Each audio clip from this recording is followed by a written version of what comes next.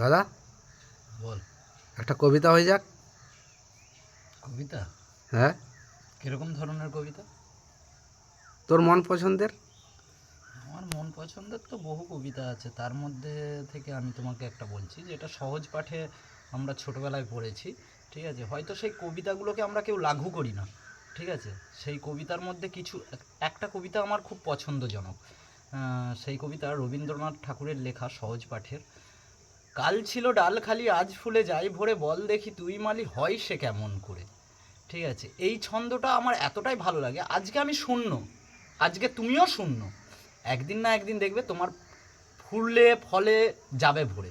তখন লোক তোমাকে একটা কথাই জিজ্ঞাসা করবে, কি জানো তো, যে কালকে তোকে যেই অবস্থায় দেখেছিলাম আজকে তো তুই সেই অবস্থায় নেই, আজকে তুই এত তাড়াতাড়ি মানে কামিয়াব হলি কী করে, সাকসেস পেলি কী করে।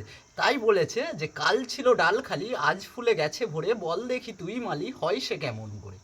এই হচ্ছে কবিতা। চলো।